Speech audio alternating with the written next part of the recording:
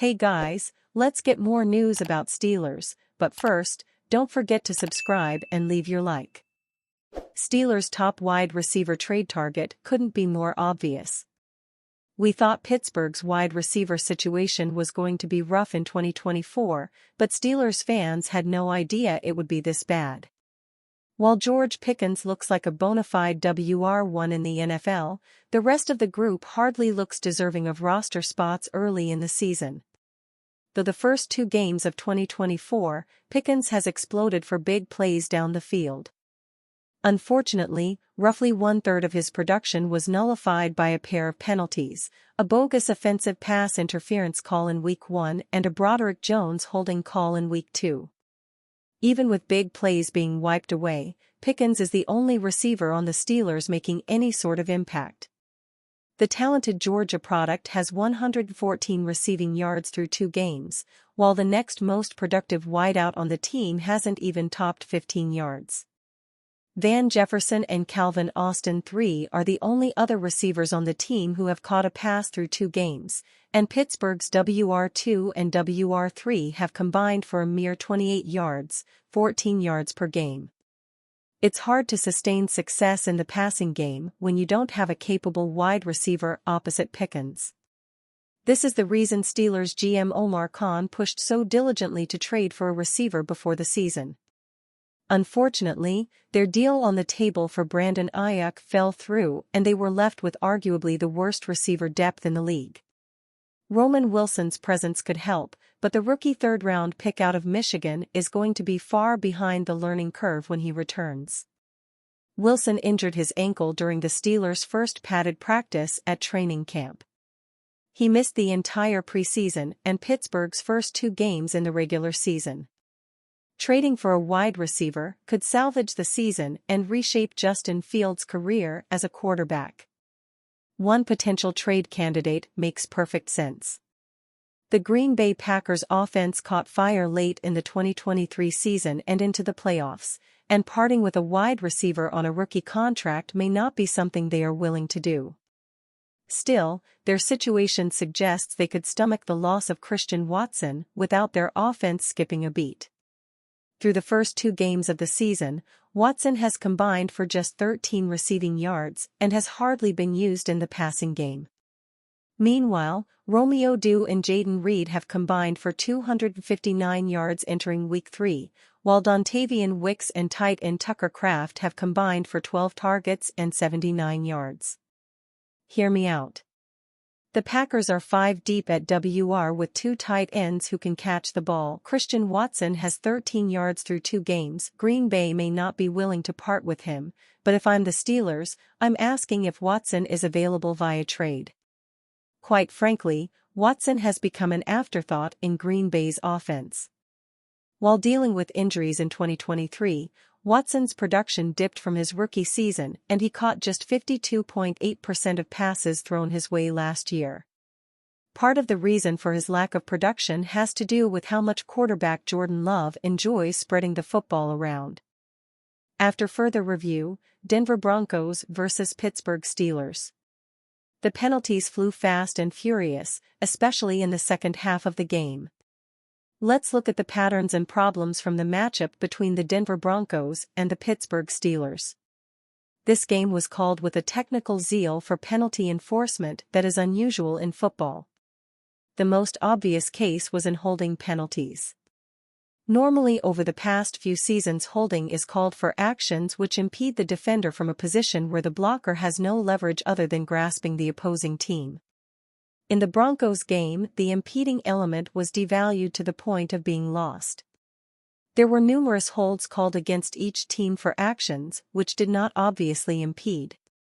This was very consistent throughout the game and in all 3 phases. There were questionable holds on special teams, against the defense, probably, I do not grade and review these formally, and against the offense. This does not mean that every call was marginal. The Pat Certain special teams hold and the Bulls hold with 14 minutes left in the game were 2 of the most obvious penalty calls I have ever seen.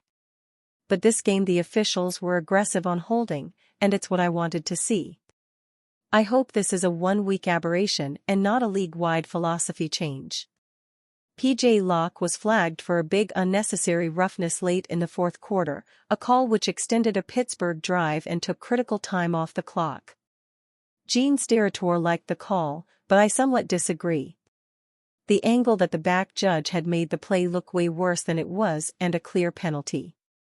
However, other angles showed that the wide receiver lowered his head substantially, and that Locke moved up and away from the head and neck area, so it should have been a no call. This is not really a bad call, even though it was so consequential, because it was completely consistent with the league's prioritization of safety. Locke was just unlucky in those circumstances. Denver had a similar situation go their way on earlier in the game when Nick Bonitto forced Justin Fields out of bounds and Alex Singleton hit him after Fields had taken a full step out of bounds. I would have flagged this play for unnecessary roughness, though it was within the realm of judgment calls. Singleton got lucky and did not draw a flag, where Locke got unlucky and did draw a flag.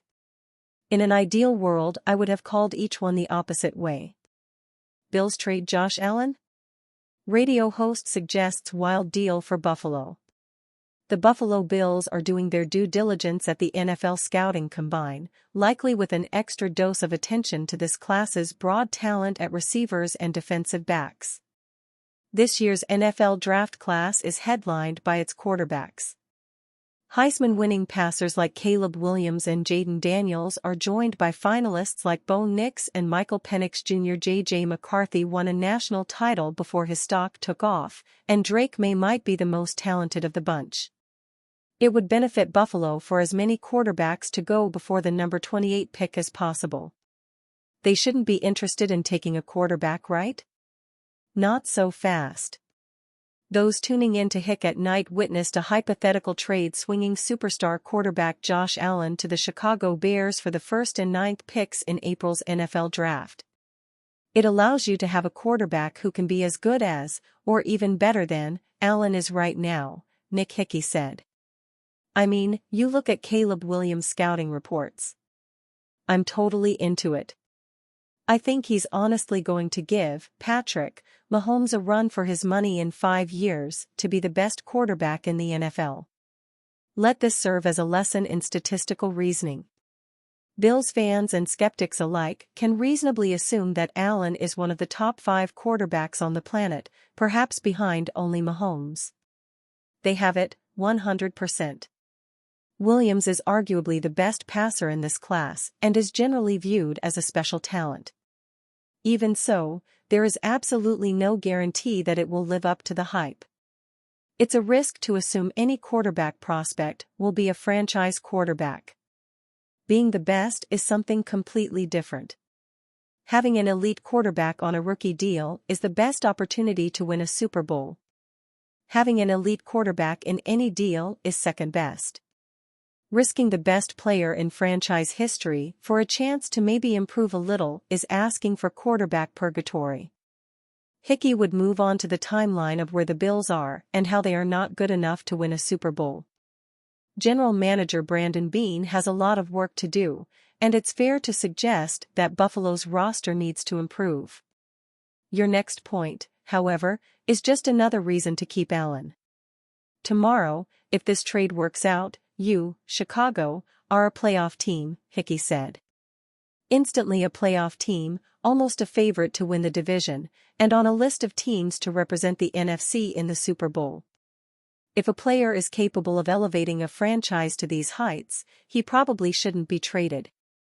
The cap will have its consequences, and the Bills' best chance at a Super Bowl may have passed them by. But trading Allen is a one-way ticket back to the 2 decades of irrelevance Buffalo suffered before his selection. If Josh Allen become a free agent, the Dallas Cowboys are interested in hiring him. And you, fan? What do you think of the situation of Josh Allen? Leave your opinion in the comments.